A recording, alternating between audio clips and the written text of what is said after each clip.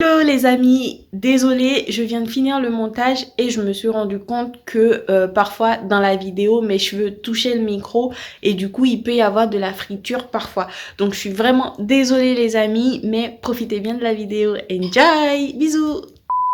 Dans cette vidéo, je te propose qu'on parle des opportunités d'emploi qui sont liées au Covid-19.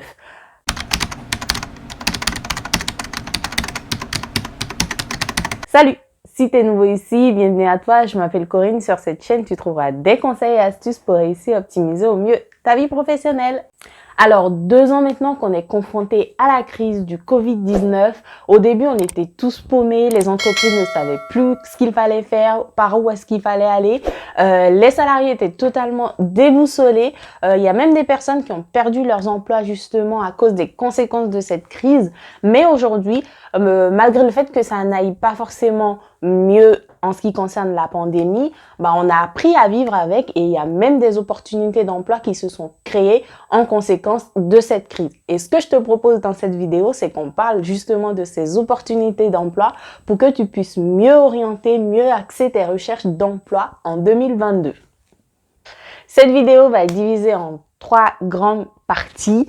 La première partie, ça va concerner les domaines dans lesquels l'activité est plus ou moins fructifiante actuellement à cause de la Covid-19. Ensuite, je vais te parler des métiers dans lesquels il y a beaucoup de demandes sur le marché de l'emploi actuellement. Et enfin, je vais te parler des types de contrats qu'il faut viser pour pouvoir maximiser tes chances.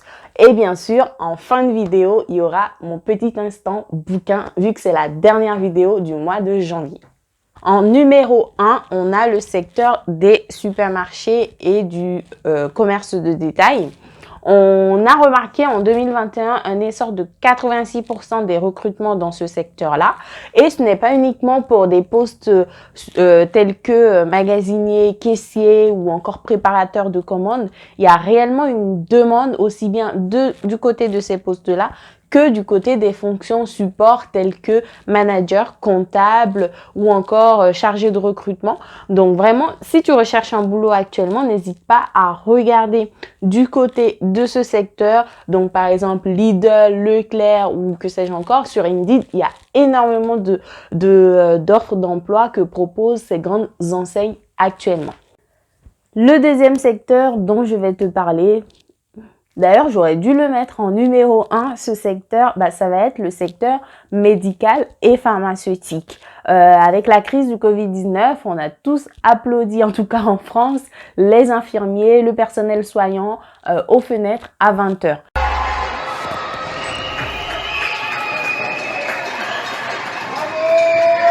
En fait, cette crise a permis également de mettre en évidence le fait qu'il y a un manque énorme du côté de ces professions, un manque important. Et donc, aujourd'hui, ce sont des secteurs qui recrutent énormément. Et aujourd'hui, même si tu es jeune bachelier ou que tu penses un petit peu à ton avenir, c'est des métiers vers lesquels il faut se tourner, les métiers du secteur médical et pharmaceutique. Et l'opportunité finalement qui se présente n'est pas uniquement liée à des métiers soignants, mais aussi à des fonctions support, parce qu'à chaque fois qu'on recrute du personnel pour son cœur de métier, il faut aussi recruter du personnel en fonction support. Donc, moi, j'ai regardé, par exemple, la dernière fois, j'ai vu que dans l'industrie pharmaceutique, il y a énormément de recrutement de commerciaux, par exemple, aujourd'hui. Donc, c'est vraiment un secteur qui est en plein essor, en tout cas qui connaît un boom aujourd'hui du fait du Covid-19. Donc, n'hésite pas réellement à regarder de ce côté-là, du côté de ce secteur d'activité pour voir s'il y a des opportunités pour toi. Et souvent, on a l'impression que, par exemple, si tu as travaillé dans l'industrie automobile, je dis n'importe quoi, toute ta carrière ou en tout cas une bonne partie de ta carrière, que c'est difficile de passer à un autre un autre secteur d'activité. Mais non, en fait, avec cette crise, réellement, on voit que les gens sont en train de sortir de cette mentalité-là. Troisième domaine qui a connu un essor et qui continue sur cette lancée-là en 2022, c'est le domaine de l'immobilier. Avec la crise du Covid-19, il y a de nombreuses personnes qui ont quitté les grandes villes, en tout cas en France, qui ont quitté les grandes villes et qui sont allées plus vers les petites villes. Et en fait, ça a créé un déséquilibre au niveau des agences immobilières, par exemple, de ces villes-là, ce qui fait que ces agences se retrouvent à recruter une quantité importante de personnes. Donc, autant pour les deux premiers secteurs, donc médicaux, pharmaceutiques et supermarchés, c'est plus les grandes villes qui recrutent, autant pour l'immobilier, il faut se tourner un peu plus vers les petites villes qui ont connu quand même un certain boom en termes de recrutement dans l'immobilier en 2021 et qui aujourd'hui continue sur cette lancée-là. Dans cette deuxième partie de la vidéo, je vais te parler des métiers qui ont connu une hausse de popularité du fait de la crise du Covid-19. On va citer par exemple les métiers tels que développeur de logiciels. Forcément, avec la crise, toutes les entreprises, en tout cas pratiquement, se sont mises au télétravail et du coup, il a fallu des personnes pour concevoir les outils qui vont leur être utiles pour ce télétravail. Même les cours ont été faits à distance, donc c'est des personnes qui ont dû mettre en place des outils, des systèmes pour pouvoir assurer efficacement la continuité de l'activité économique. Dans le même sens, on va vers tout ce qui est métier de marketing digital. C'est un métier aussi qui a connu une forte hausse du fait de la crise parce que forcément beaucoup de commerces se sont développés en ligne. Même le petit commerçant du coin de la rue qui n'avait pas de site internet a dû s'en créer un. Et forcément, uniquement un site internet ne suffit pas. Il faut une stratégie derrière pour pouvoir continuer à vendre. En autre exemple aussi, on va avoir le métier de technicien de laboratoire aussi qui a très bien fonctionné et qui continue de fonctionner parce que les tests Covid qu'on fait aujourd'hui, c'est des personnes qui sont en charge d'analyser ces résultats-là. Dans cette troisième partie de vidéo, on va parler des types de contrats que tu peux privilégier dans ta recherche d'emploi.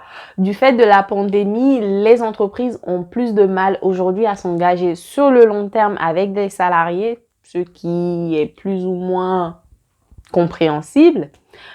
Et donc, elles vont privilégier les contrats du type CDD ou encore intérim ou le stage. Ça, c'est très intéressant pour les étudiants aujourd'hui. Il y a pas mal d'opportunités en ce qui concerne les stages parce que du coup, ça n'engage pas forcément sur une durée importante.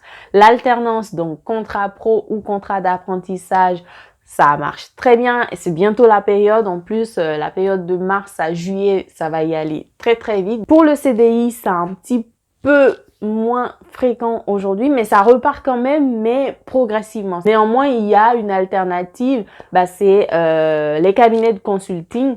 Les entreprises font beaucoup plus appel aux cabinets de consulting pour proposer des contrats en CDI parce que ces cabinets-là ont un statut un petit peu différent qui arrange en fait l'entreprise et qui ne l'engage pas forcément. Et aussi en fait ce qu'il faut comprendre c'est que le CDI, l'intérim, le stage, en tout cas tous ces contrats que je viens de te citer marchent beaucoup actuellement parce que non seulement l'activité économique reprend progressivement, mais aussi il faut savoir qu'il y a des salariés qui sont par exemple en CDI sur certains postes qui sont soit malades du fait du Covid ou tout simplement qui ont démissionné pour pouvoir se protéger. Donc en fait, c'est des personnes dont les postes sont libres. Mais pour l'instant, les entreprises ne veulent pas forcément non plus faire appel à quelqu'un à qui ils vont promettre des choses sur une durée longue et se retrouver du jour au lendemain sans salarié. Parce que ce qui se passe, c'est que une rupture de contrat, ça coûte très très cher aux entreprises et on va dire que la situation économique globale actuelle n'est pas très jolie. Donc voilà les enjeux qu'il y a derrière tout ça. Donc, ne vise pas, en tout cas, Moi, si j'étais toi, je ne viserais pas forcément le CDI actuellement. Je ne dis pas que c'est impossible d'en trouver un, mais voilà, il y a d'autres alternatives qui sont intéressantes et qui peuvent quand même te dépanner le temps de trouver ton emploi stable si c'est ce que tu souhaites. Instant. Je suis trop contente. Je suis contente d'avoir intégré cette rubrique sur ma chaîne parce que du coup, ça m'a permis de lire un livre ce mois-ci. Un livre qui m'a beaucoup plu, tout simplement. J'ai adoré le lire, je l'ai dévoré. C'est ce livre-là. Je ne sais pas si vous voyez. En fait, c'est Ne reste pas à ta place de Rokhaya Diallo. Donc, franchement, c'est une journaliste, réalisatrice et écrivaine. Elle est franco-sénégalaise. C'est entre l'autobiographie et le développement personnel.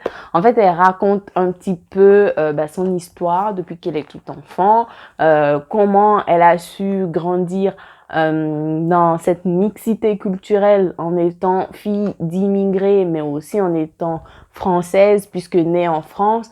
Et moi, bien que ce ne soit pas mon cas, je me suis retrouvée dans beaucoup de choses que disait cette femme.